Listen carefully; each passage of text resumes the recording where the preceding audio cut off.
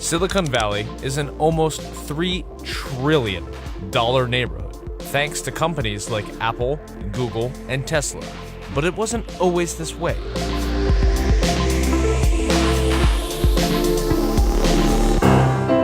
In the late 1800s, San Francisco's port helped make it a hub of the early telegraph and radio industries. In 1909, San Jose became the home of one of the country's first radio stations. In 1933, the Navy purchased Moffett Field to dock and maintain the USS Macon. This made Moffett Field a major hub for the early days of the aerospace industry. Many scientists and researchers all found work in the area.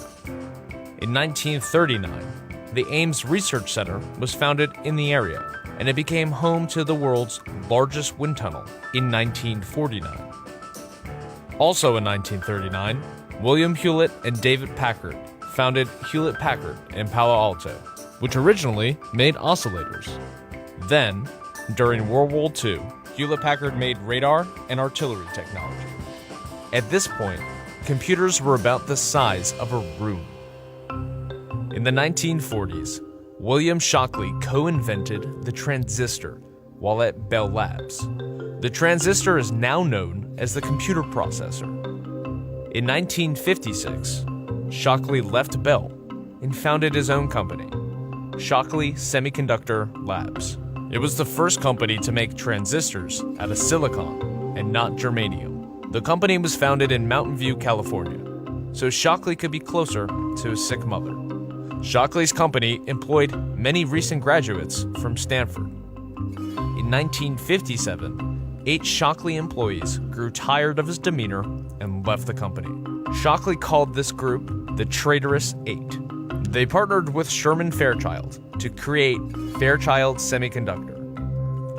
In the early 1960s, Fairchild helped make computer components for the Apollo program. Later in the decade, many of the Traitorous Eight left Fairchild, including Gordon Moore and Robert Noyce, who in 1968 founded their own company in Santa Clara called Intel. Soon after, other ex-Fairchild employees and Traitorous Eight members helped found AMD and venture fund Kleiner Perkins. In 1969, the Stanford Research Institute became one of the 4 nodes of ARPANET, a government research project that would go on to become the Internet.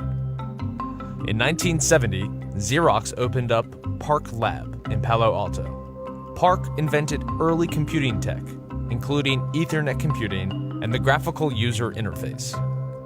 In 1971, journalist Don Hoefler titled a 3-part report on the semiconductor industry, Silicon Valley, USA. The name stuck. In the 1970s, companies like Atari, Apple, and Oracle were all founded in the area. In the 1980s, Silicon Valley became the widely accepted center of the computer industry.